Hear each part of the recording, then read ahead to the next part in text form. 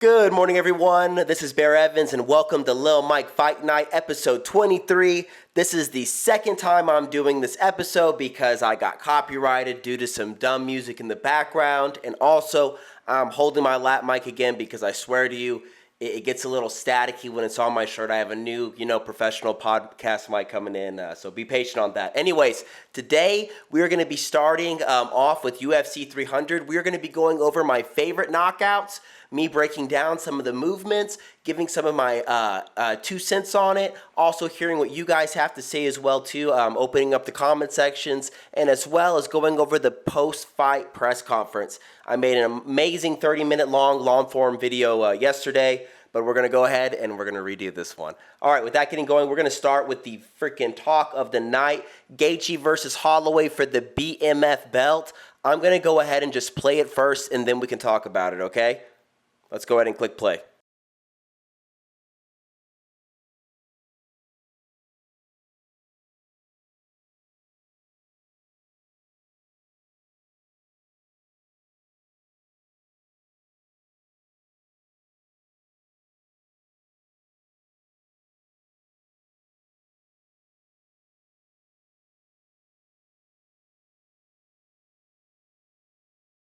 Guys, this still gives me goosebumps when I watch it. I mean, once I saw this fight, I forgot about all the rest of the fights. I mean, what an absolute amazing fight, guys. If you did not watch it, go ahead and watch it. I think this video I have, it's not going to go over every fight, but it's going to serve as a really good, kind of refresher, touch up the cliff notes of the UFC 300. But guys, if you haven't watched that fight, go ahead and watch it.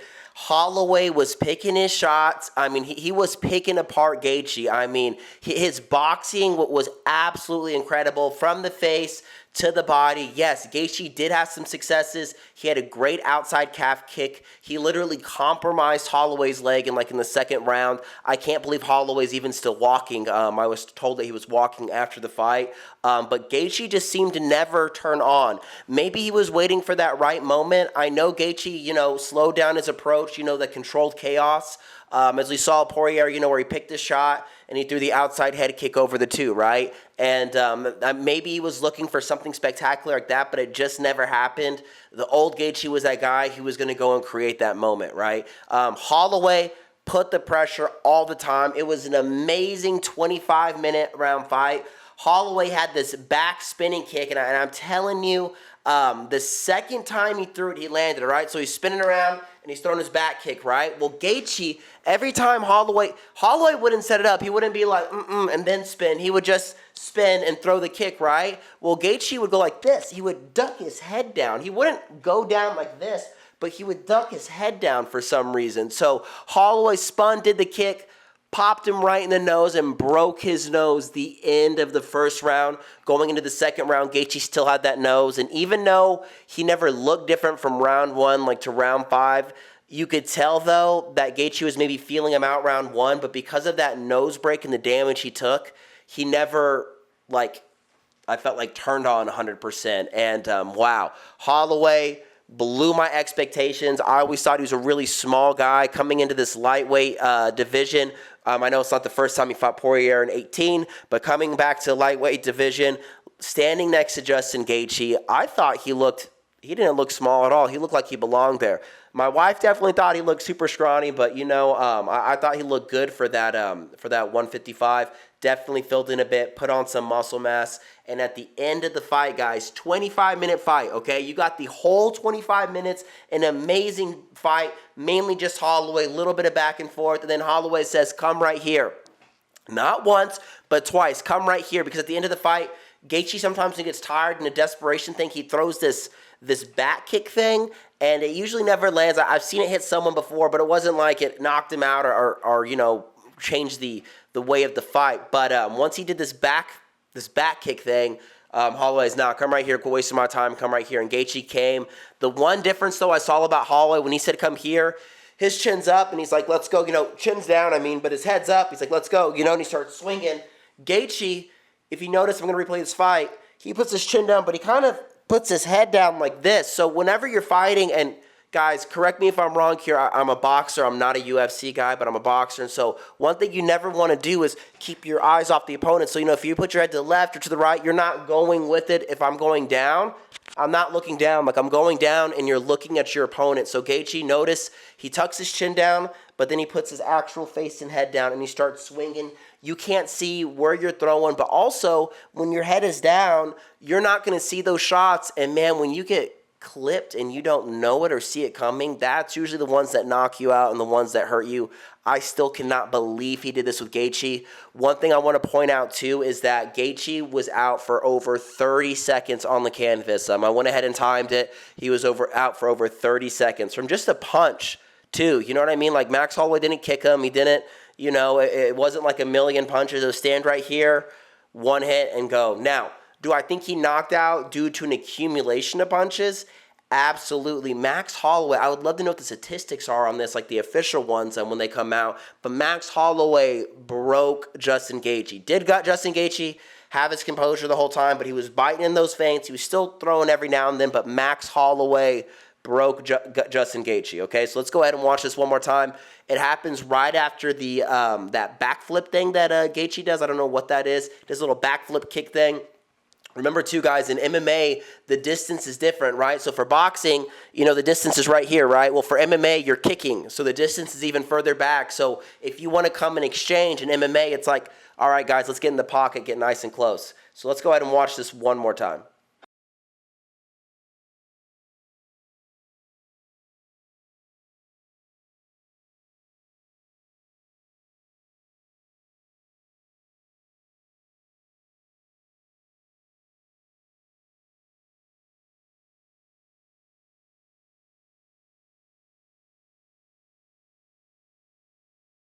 Dude, and oh my gosh, when he's swinging, he started going for the face. He went down to the body, and then he went up to the face for a right hook.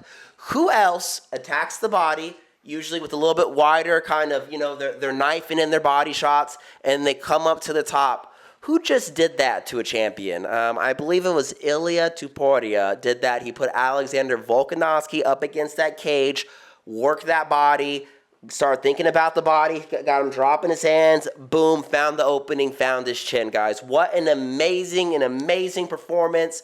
I mean, who would have thought that Max Holloway would have done this? What he would have had to do is he called out for Ilia Topuria.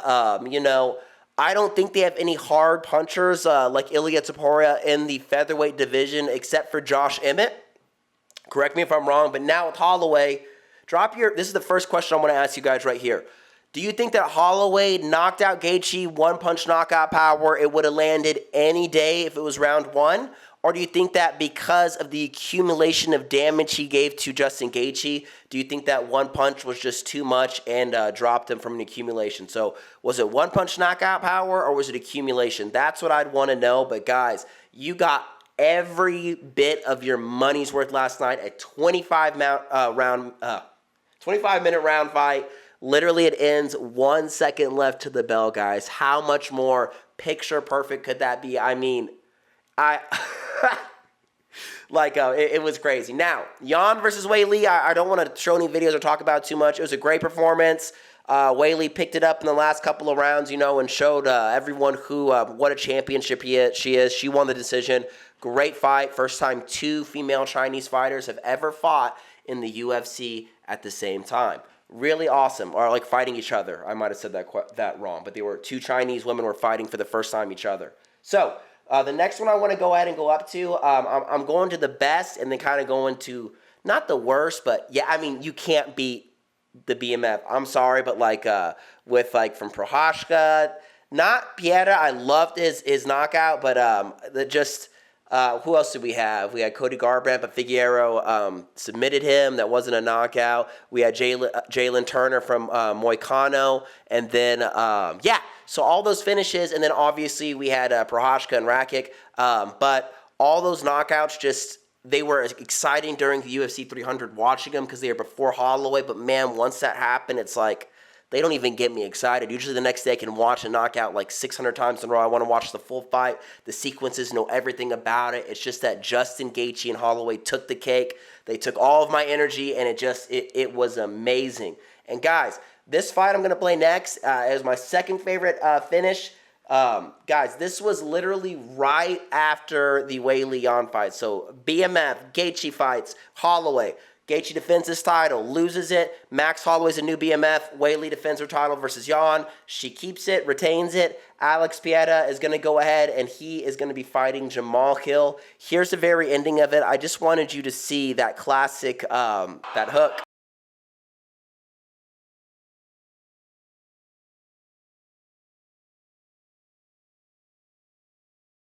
Guys, that classic hook, man. It looks like he's just standing, and it just looks like it barely touches you. It always just gets them, like, right on, like, the corner of their chin, you know, or the right here on their, what is this, your cheek? Right on the corner. It looks like it just barely grazes, and every time it knocks people out, dude.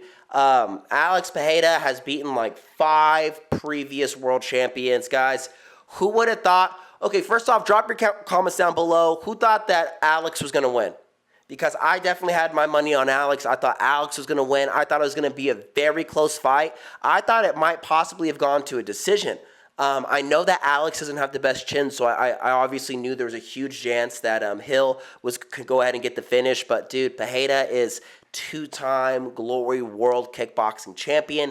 Don't forget, he has fought in people of the likes of Israel Adesanya, not only in kickboxing, but also in UFC. And so he was also the middleweight UFC champion of the world, and now he's the light heavyweight champion of the world. I mean, the same guy who lost to Hill and Prochazka, how Hill and Prochazka became Glover Teixeira, how they became champion beating Glover Teixeira. Glover Teixeira, now that he's gotten older, he's making way for the new generation, teaching them and building them up, and Alex Pereira is that new generation, guys. Every time he fights someone with grappling, I'm like, oh, crap, what's going to happen? And he never seems to fail, guys. And it's just a pleasure just watching Alex Pereira. It's amazing. He doesn't even speak English, and he just has all this hype and love for him. And I love the support he's getting. And obviously now he's making some real money that he's in the UFC. So one thing I want to go ahead and mention though in here, you know, have you noticed from like Strickland, it wasn't Israel Adesanya's choice. I mean, it wasn't not his choice. He just chose not to fight anymore. But let's see, Strickland, Yuri, they're not getting immediate title rematches. Let's see. Now also with this, Jamal Hill, he lost. I don't think he's going to go ahead and be able to fight for the title next, because right now what I'm seeing is a trend of people who have lost. I'm not saying he lost the title, but have lost a title fight or have lost the title, and they're not even getting rematches who are champions right now. So that's a little crazy to me. There's been not a lot of immediate rematches been given. The divisions are shaken up. They're trying to give the weight classes some new rooms and some new heads. I'm all for it, but Jamal Hill is not going to be fighting for the championship much longer. I mean, for a while. He's going to have to win a couple of more fights in a really good fashion and move up. Dana White, though, one weird thing he said, they asked about, you know, Alex moving up to heavyweight, guys. I have a video about me saying I wanted Alex to fight Tom Aspinall. I think that'd be so cool for UFC 300. And drop your comments down below. You think that'd be a banger? I think it would be two kickboxers. But with Jamal Hill, I mean, with Dana White saying that, you know, there's all these great guys in here, he's doing great. They have like John Jones and Tom Aspinall and some real killers up there. Like, guys, Alex Pereira's a real killer too. He walks like 230 pounds the next day after his fight, guys. He is a monster. I don't think he has to change anything to his weight, to his training regimen. All he has to do to go to heavyweight is not cut weight. You know, like, I don't know, Dana White. I think that was kind of dumb. Alex Pereira also smashed Francis Ngannou by almost 50%. The world's hardest punch record, which I'll go ahead and link that video at the end screen after this, at the end of this video. So it's like, how do you not think that he can move up to heavyweight? I'm not saying he can beat John. I don't think Alex Pereira can beat John Jones by any means. But what I do think is that Alex Pereira and Tom Aspinall would be a banger fight, guys. Drop your comments down below. What do y'all think? You think Alex versus Aspinall? Also, who do you think would win? John Jones versus Alex Pereira? I think that Alex Pereira would lose. I think John Jones is the best guy to ever do it. But, you know, UFC, what's so cool about this and why I quit betting money on fights is that it can change in an instant. And that's why I love this sport. Guys, the next one I want to go ahead and show, this is Yuri. Like we were just talking about, champions not getting an immediate rematch. Yuri and Alex went ahead and fought for the belt. And Alex went ahead and won. Yuri didn't get an immediate rematch, okay? So he's fighting Alexander Rakić. This is a great performance by Yuri. He beat the number 5 guy. Maybe that's enough to go ahead and ask for a rematch. But with that being said, let's go ahead and watch this fight.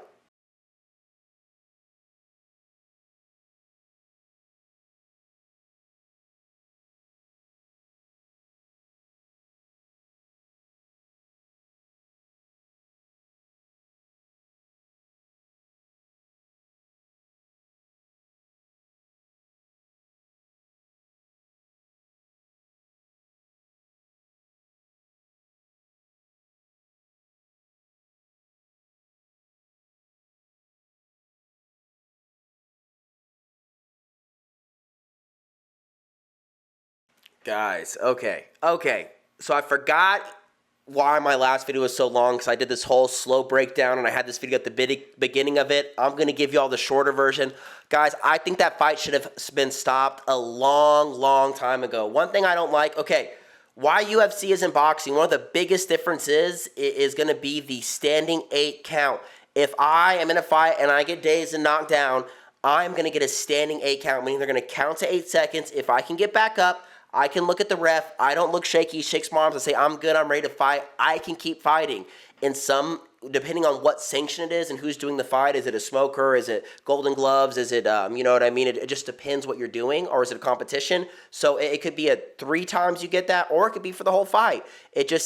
That is what makes boxing so much more dangerous. That's why you hear about a lot more guys dying from boxing as well too, and there's a more chance for brain injury because when you get dazed, guys, even if I was like, let's say you get dazed for 1 second and then you come back, that's still extremely bad for your brain, guys. One concussion to your brain permanently alters, I forgot exactly how this neuroscientist was breaking down the study for soccer players, but one concussion permanently alters either the performance of your brain or your brain images scans for the rest of your life. So imagine a concussion from fighting, right? And not even just boxing, MMA, where it's a little, if you've ever been punched with an MMA glove, I mean, if you haven't, it is not don't rely on that freaking padding, guys. There's not a lot of difference between, the padding on this knuckle and a bare fist. Now, does it really help, with the swelling in the face and things like that, and also protecting your knuckles from getting broken? Absolutely. But what I'm trying to say is, it does not feel good to get punched with the UFC glove. And the fact that I felt like Herb Dean here could have stopped this fight so many times. I mean, he kind of let Rakić get back up or catch himself. But when this first happened and Yuri caught him, I believe it was the left, I mean, he was literally running away and submitting. I mean, there's a difference. If you get hurt and you need to roll out of there, you need to shift laterally or shift, backwards. But the thing is he literally turned around and he's like, let me just run and cower up my head. That to me is quitting.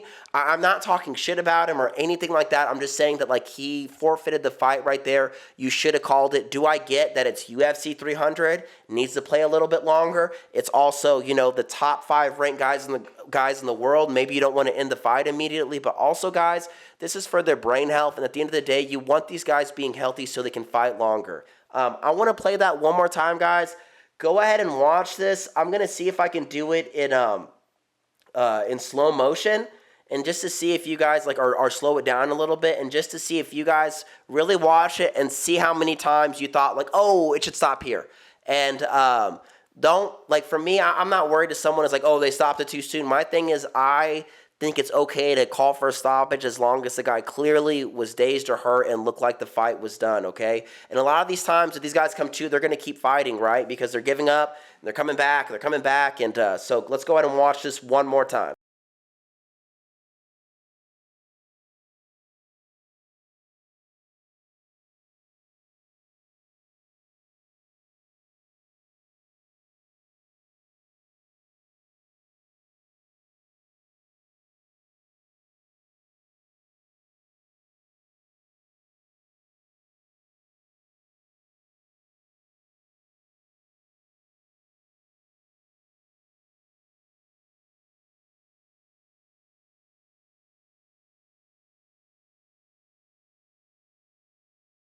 So, guys, I think there were 6 different entries where the ref or Herb Dean could have stopped that fight and had no issues whatsoever. I'm sorry I wasn't able to play it in slow motion.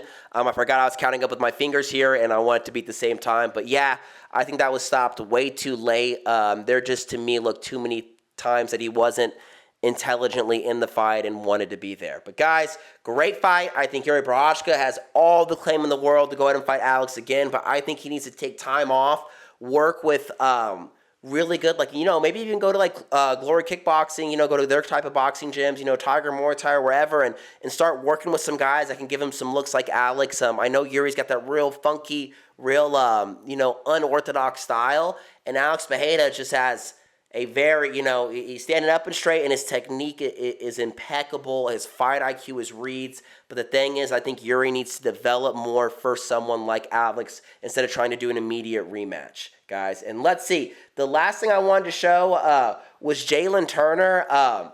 Dude, sorry, guys, I'm not trying to go sidetracked here, but Bobby Green's performance last night versus Jim Miller was amazing. Remember when Jalen Turner just fought Bobby Green and basically sent Bobby Green to the after realm? So I'm very happy for Bobby Green that he was able to get that amazing victory with Miller. Miller was a badass. I'm not going to be showing any videos from that. But here with Jalen Turner, I wanted to show this fight because I thought it was he had every opportunity to win, but because of one small movement, changed everything. And what he tried doing, guys, is when Jalen Turner went ahead and landed, he tried doing a one-punch knockoff. He turned around. The ref didn't call the fight. Moicano's still there, Money Moicano, and Moicano ended up taking him down and getting the finish, guys. So let me go ahead. This is a little bit of an edited video, but you'll get the point from this.